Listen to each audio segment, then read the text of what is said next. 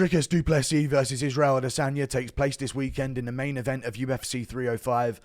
But more importantly, before that, there's going to be another pre-fight press conference between the two of them. They've already done one of these and it was very, very tame. So this makes me think that maybe, seeing as how heated Israel Adesanya is getting this fight week, maybe this next pre-fight press conference is going to take place in only a matter of hours is going to be a lot more heated. So I need our boy Dricus Du Plessis, even if he loses this weekend, I need him to have ammunition for the press conference, and that's what today's video is going to be. I'm struggling, guys. This is the most ill I've been in the past decade, I feel like, but we're going to go through it. And, I'm going to give Dricus Du Plessis the ammunition that he needs to just embarrass this freak once and for all. So we got the first thing here. I bet you, first of all, there's going to be a topic brought up about the Strickland fight and the fact that Strickland is maybe the backup opponent or the guy who's next in line for the winner of this matchup. Upon that mention from the media members or from Israel Adesanya, there may be a conversation about the comparison between the performances that they had against Sean Strickland. And during this comparison, I need Dricus Du Plessis to do one thing. Don't go up there saying, "You lost to Dricus Du Plessis, I beat his ass." Don't say nothing like that, okay? Just say something like, "Regardless what you think about the decision in the Strickland fight, I thought I won. Some people think I lost, and that's why the rematch, I'm sure, is bound to happen." I can't do a South African voice right now. I'm sorry. But if you start getting into that type of conversation, Dricus, I need to hear you say one thing. I need to hear you say, "But one thing is for sure. At the end of the 5th round, I was not being walked down like a bitch." You know what I mean? I need him to mention that loud and proud. Even if, whatever. I need him to mention it loud and proud that he brought it to Sean Strickland and Israel Adesanya got walked down like a fucking bitch for 5 straight rounds and let Sean Strickland take his belt off of him. And that's where I need Dricus to transition that into some trash talk. So if the topic of the Strickland fights get brought up, that's the type of dialogue or the monologue that I need from Dricus Du Plessis. I need him pointing out that he weren't getting walked down like no bitch for 25 minutes. And I didn't see him hit the deck getting dropped on his ass by Sean Strickland either. So that's an easy slam at this press conference for Dricus Du Plessis if he wants it. There's other topics here. We got to bring up the dog stuff. Now, this may get brought up if the idea of Dricus being an underdog gets brought up. You know what I'm saying? Israel Adesanya has a nasty dog fetish. Look at that poor dog's face. I don't even want to see it. There's other pictures of him and his dog. But I wanted to get this video monetized, so I didn't really want to bring it up and get demonetized on the video. So there's lots of dog stuff with Israel Adesanya, but how do you segue into it is the question. You can't just be up there and start making bark noises and then all of a sudden bring up the dog stuff. No. There may be a conversation by a media member, and I need Dricus to be ready for this, where they ask him what he thinks about being the underdog this weekend. And I need him to reply something along the lines of, "I might be the underdog, but I don't spend time underdogs." You know what I'm saying? Something along those lines. It doesn't have to be that. It doesn't even have to be that corny. But you can use the idea of him being an underdog, or you can use the idea of you being an underdog, DDP, to segue into something about Adesanya being underdogs. Okay? And let's not forget about that. All the weird shit you follow on Twitter. I'm going to punish you for it. I'm going to treat you like I'm the IRSPCA this weekend. Something along those lines.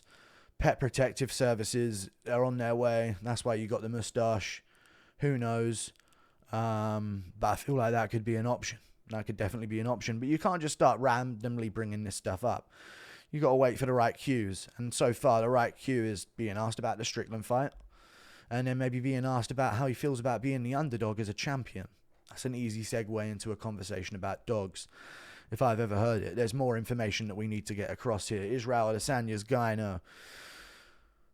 Now, Adesanya, when someone's more yoked than him, likes to bring up the idea of roids a lot, despite the fact that he grew a fucking boob in the middle of his career, and no one seems to bring it up anymore. This man grew a boob in the middle of his championship run. I don't understand why no one brings this up at press conferences. Maybe it's not allowed. I think Marvin Vettori tried to retardedly bring it up once, but it got just drowned out because he's just so ununderstandable. I think he ended up going, "Oh, but you got the boob." And then that was it.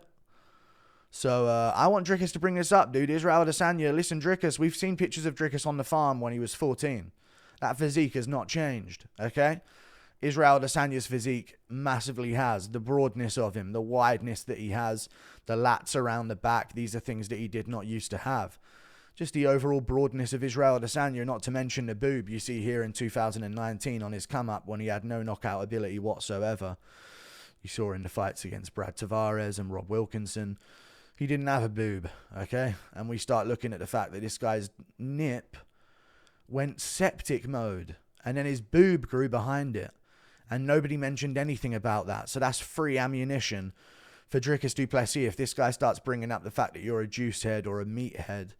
And I'm not. There's only one juice head on this stage. I didn't grow a fucking boob in the middle of my career.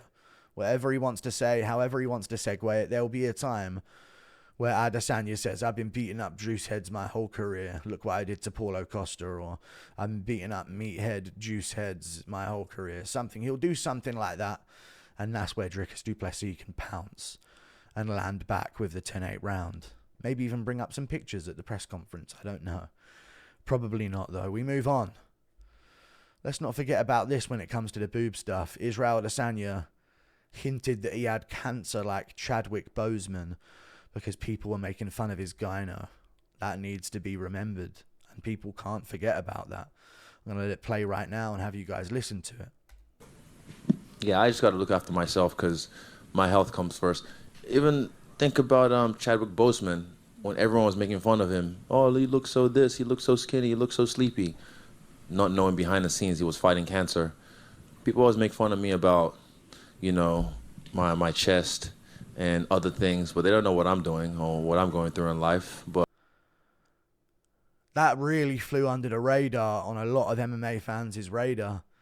It really did, and it annoys me that it did. The guy has not had any updates since about what the reason for that boob was. I think he went on a show and said it was weed, and a doctor told him it was just random, that he smokes too much weed and he needs to calm down and all of this type of stuff. And yeah, he compared himself to Chadwick Boseman on what people are going through behind the scenes and why you shouldn't make fun of his gyno. And this was a long time ago now. And I ain't seen no loss of hair. I ain't seen no signs of chemotherapy. That really just got brushed under the rug. No pun intended, based on what he's fucking wearing right now. Another thing, him relating to being in the favelas. out there, they love me. The favelas love me. They can relate to me. They understand what I've been through. But again, I'm fighting one of your own. But they can understand him even though he grew up in a very rich neighborhood. Dricus, don't let this guy lie about his upbringing up on stage. Don't let this guy get away with having gyno. Don't let this guy say that the people in the favelas can relate to him. Don't let him get away with a gyno. Don't let him get away with any dog talk. Don't let him get away with anything about the Strickland fight either. And make sure to bring up that when it came down to it, he switched his nationality for pay. And you did not do that. And Israel Adesanya did this to make it on the scene. You did it from your home country of South Africa, where you were born and raised, where your parents were born and raised. And this guy needs to remember, man, he gave up his national identity to get a push and to make more money on the regional scene. And he did it to make more money on the regional scene when he didn't need more money. You know what I mean? He's a rich guy. His parents would have covered him. He's covered. He didn't need that extra $2,000 to completely sell out his country. So make sure to bring that up as well. I'm the Black Dragon. China in my heart, black on the outside. Chinese on the inside. Whatever fucking shit he said. Bring it up, Dricus. If he starts talking about who's the real African, start mentioning, well, all I know is I didn't switch my nationality for pay. And I didn't switch my nationality to get ahead in life.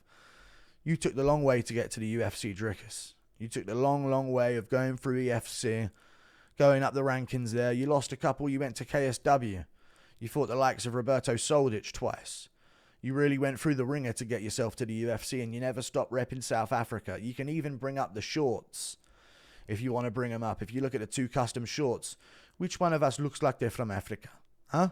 Because yours has all of the South African stuff on it and African-themed things all over the shorts. And Israel Adesanya's is like what a 7-year-old would ask for if you asked them that they could make their own custom shorts. Hey, 7-year-old is here. What do you want on your custom shorts? Oh, make there lots of lightning. I just want lightning bolts all over it. Come on. Cook this guy at the press conference.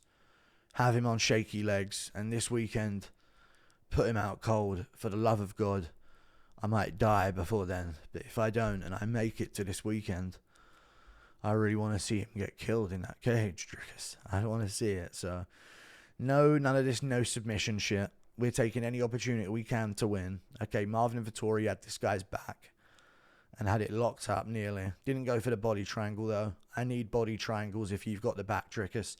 I don't want to see you getting on 2 hooks in like Whitaker and Marvin Vettori and letting Adesanya's skinny little frail hips roll out of the back take. If you're on the back, body triangle in, choke this motherfucker out live on pay-per-view. I need this, Dricus. We all need this, and there's your ammunition. Call him out for changing his ethnicity based on the money he was getting paid. Call him out for the way he performed against Strickland. That's easy. The dog stuff is easy. The boob stuff is easy. Him fucking acting like he's got cancer because he lost is easy. This cringy shit. Fuck this dog molesting freak. Fuck him up. Like and subscribe. Thank you for watching. See you later. Goodbye. That's all the ammunition Dricus needs.